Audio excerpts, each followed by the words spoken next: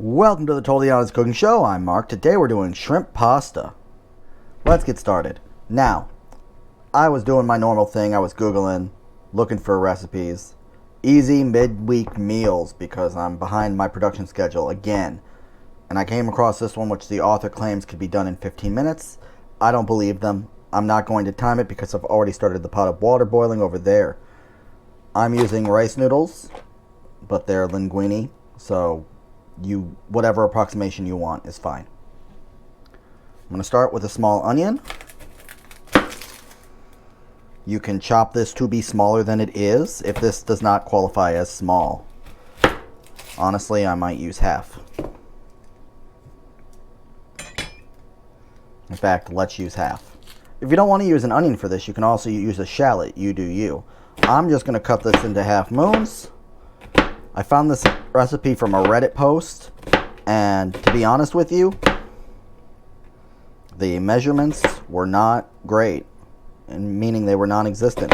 But that's what cooking is, right? You just figure stuff out as you go. I'm going to go ahead and cut my half moons in half. Bam, that's done. So far, our prep work is pretty easy.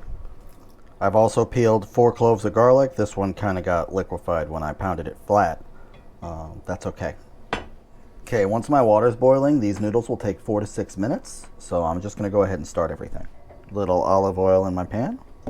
Little more olive oil in my pan. And maybe just a little more olive oil in my pan. Again, I'm only using half an onion. The post I'm getting this recipe from said you could use an onion or a shallot, and the shallots at the store all looked manky, but shallots are much smaller than this onion, so it'll be fine. And I threw some on the floor. Once the olive oil is shimmering, go ahead and throw in your onion. You can also throw in a bag of ready-to-eat spinach if you want to pretend like we're being healthy. Notice on the bag it does say thoroughly washed. I googled at one point whether you should wash spinach that's already been washed. It said that that could actually create more cross-contamination than just using the bag. So live with it. Okay, get in there, mix everybody around. I've got a lemon here. I'm going to juice it later, so I'm going to roll it. I'm going to go ahead and press my garlic.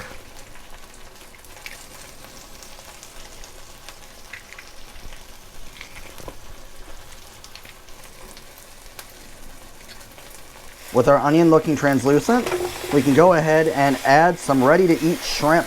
These are pre-cooked, they are frozen, and they'll thaw pretty quickly. We're also going to add our garlic at this time, along with some butter. How much butter? I don't know, some. I throw in about 2 tablespoons. But Mark, why use frozen shrimp? Well, frozen shrimp is flash frozen, and unless you're buying from a seafood counter that actually does fishing, you're probably buying frozen shrimp that's been thawed and then displayed at the seafood counter. So you might as well just buy the frozen kind, and that way it's not frozen and then thawed and then taken home. It's just frozen and taken home. I took the first 2 tabs off the stick of butter. I'm now putting the rest in the freezer for about 5 minutes.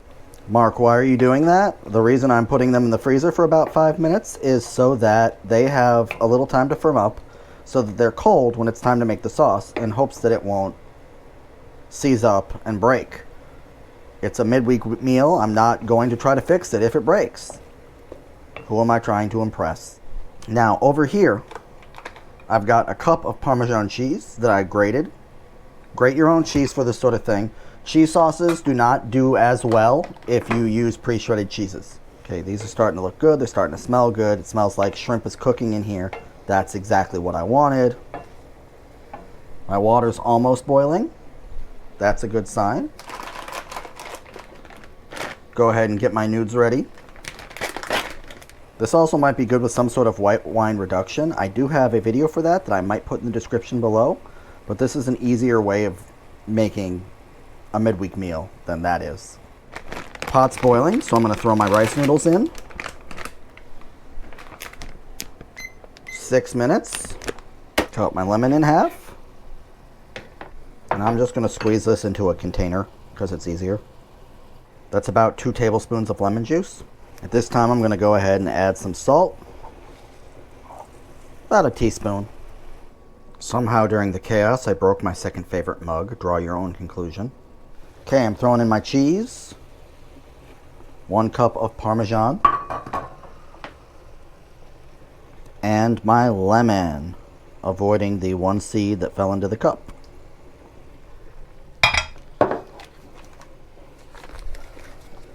And now I'm going to stir. And I'm going to slowly add more butter, which isn't nearly as cold as I would have liked.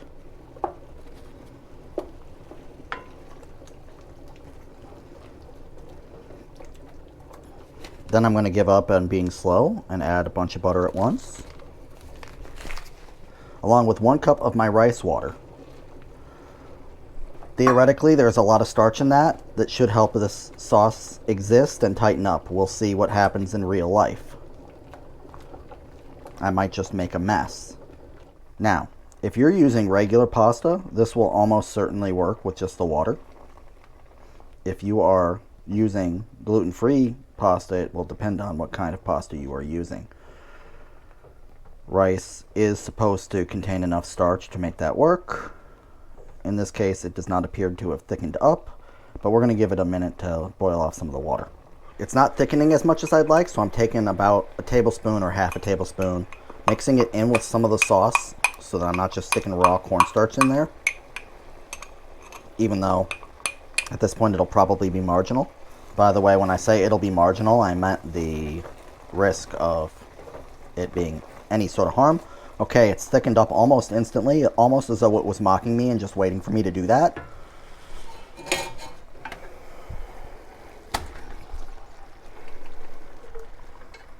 Pour in your pasta. Kill your heat. Give it a final little mix around. And there we have it. It actually took 30 minutes, but I had to boil a lot. Okay, like, subscribe, ding the little bell, leave a comment down below, let me know how I'm doing, and I'll see you next Wednesday. Bye.